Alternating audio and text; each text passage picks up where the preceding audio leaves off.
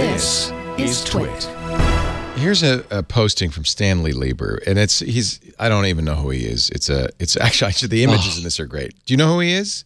No, this one this is an example of techno panic. Okay. Let me just mention it, and you all can be the judge. By the way, his title is "You Won't Understand This." He said, "This is my exit interview from social media," and he kind of talks about each service, and then talks about the insights he's learned. I remember the internet before Google.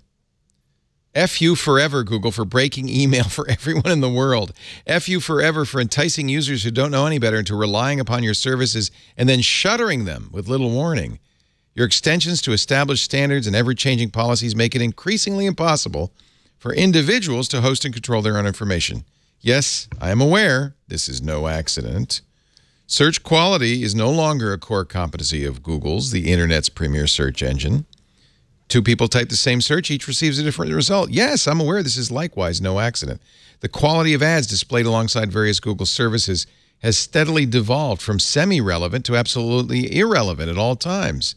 Yes, I'm aware this is no accident. Then he's talking about he has negatives in each column, and malware served is one of them. That's true. Insight. This is kind of a joke. Google does not want you to know or remember anything, if at all possible. Then he talks about Facebook. Mandatory non-linear curation of user-contributed content, malware-served gamification of personal interaction degrades human health. I can't disagree with him on that. Gamification, right? That's what they're doing. Of personal interaction degrades human health. It's bad for you. No? He says Facebook provides worldwide 24/7 telepathic content with every contact with every person I or members of my extended network have ever met. How many degrees of separation between me and the worst person alive? Now that person knows that my mom threw up after breakfast and wants to offer advice. I kind of enjoyed this. Twitter, worldwide 24/7 telepathic content with every person I or people I used to think of as friends ever met or favorited or retweeted. How many degrees of separation between me and the worst person alive? Now that person knows the GPS coordinates of my bedroom. Gamification of personal interaction degrades human health. You see, but hold on right there. That's the line that got quoted, right? And I quoted that, by the way. Joke. That's me, yeah. Well, others did as well. Okay. And it's just there's a damage being done here, and that's what concerns me. I'm about to give up. I'm tired of this fight. I think there's a damage being done to us. I think it's exactly right. What used to be a benevolent, in fact, valuable thing in life, which was interaction between two humans on a real, genuine, intimate level, has been degraded into these tweet storms. Hold on, Leo. Hold on. Reality check. So you hear this, oh my God, panic. So go through your Facebook feed and point out the first piece of degrading, horrible crap you find. You're gonna be scrolling for a few hours. Really? I don't see degrading, horrible crap in and I use Facebook a lot, so it's gonna oomph up stuff to me. No. And even Twitter. I mean, unless you want to go follow the jerks. You're right. It's all friends and nice people. Yes. And we're losing sight of that.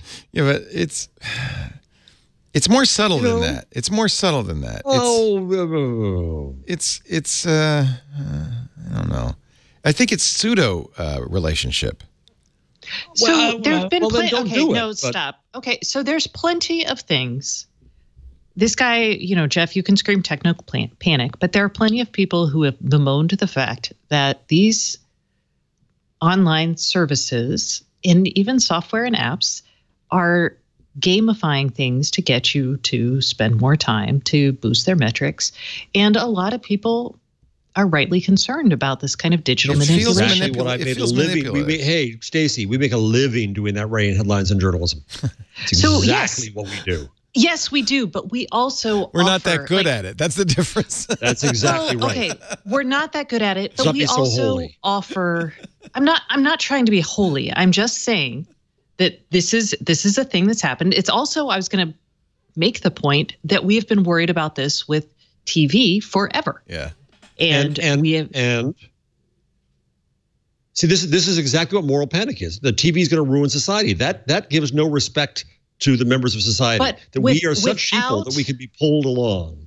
I don't believe that. Without this debate, then we do get unfettered manipulation. And I would say, so I actually tweeted this because I thought this was a really good example of digital manipulation that is horribly uncool and takes advantage of vulnerable people. And it was the Interneting with Amanda Hess column from the New York Times this week, which was a 4-minute video talking about beauty apps and filters for various Instagram, Snapchat, et cetera.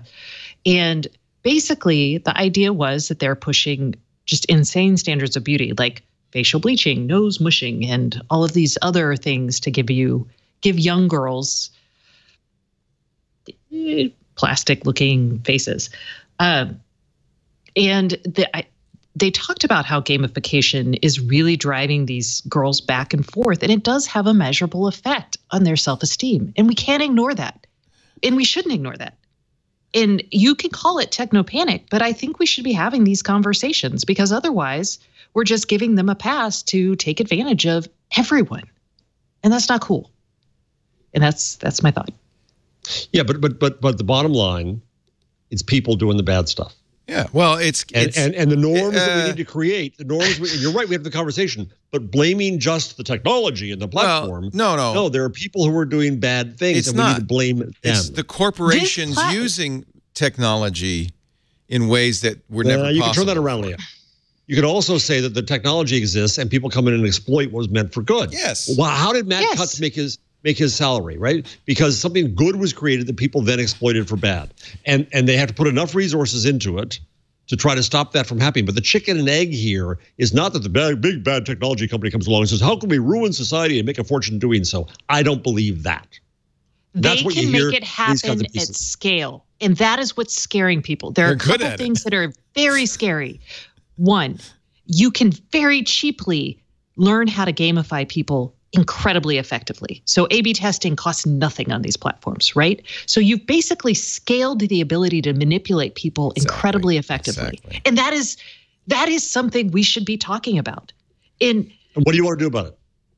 That's the question. I'll tell you what. I think we need to hold corporations' feet to the fire. And this is going to continue with this next segment, which we're going to talk about the gamification of 1-year-olds and their attention. But I think these companies, and this is what Scott Galloway's saying as well. We also have to hold individuals who do this stuff. See, you're blaming strictly the platform. You're not blaming the actors. Well, who you mean? Larry Page? Who do you mean? No, I mean whoever the schmuck is who makes that bad thing that goes to kids. Think about the platforms. You've got to go to that person. As a state, you have to enact laws to prevent bad things. As a platform, you have to, laws are probably not the right, but enact rules and punish people. And right now, I think the issue, especially with this YouTube thing, is that they're not actually paying attention. They're not devoting the resources to police the platforms for these bad actors. Worse than that, they're actively abrogating their responsibility because of the holy grail of growth in the stock market. And you can say that for Twitter. You can say that for Facebook. Growth is everything. And that's why they're abrogating their responsibility, because it's financially important to them that they have this kind of user growth. They need to gamify. Let me come in and advocate for the devil here to both of you. Number one, what I'm trying to suggest here is you don't only go after the platform. There are actors who are manipulating the platform to do bad things. You've got to go after them. You can't just say the technologist should fix this. That's that. The person who's doing the bad act. But don't you agree with Stacey that the platforms have a responsibility? Number two, the platforms do have a responsibility, right? But you are way underestimating the difficulty that scale brings. Well, that's the argument. I am not. I am not. Let me finish. But that is why they're so. Let me finish this one. Okay. Let me finish this. I got 2 against 1 here. Normally, I'm the interrupter. I know, but I got 2 against 1 here. Al Franken. How could you not have seen that rubles bought those ads? Well, come on. We all know that it's sophistication. They weren't looking for the signal of rubles and political ads. It was only after the fact they said, oh, crap, rubles and political ads, right? And there was no system in there that was built in. Scale is hard. Yes, scale is profitable, but scale is also hard. Scale is what enables your Aunt Mary to sell her jam. Scale is what enables us all to make videos and podcasts and make a living at it. Scale is what enables all this good stuff, but scale is also difficult. Now, should we hold them responsible? Yes, but in a reasonable way. And just saying everything is their fault, the darn platforms do this, while we're taking advantage of all the stuff, I don't think that's just being, I don't think it's being honest. And I also think it's being productive, because if you go after the platforms, somehow you've also gone after the bad actors who are manipulating the platforms. Actually, we are in league with the platforms against those guys, but we're not treating it that way. Okay, now I'm done.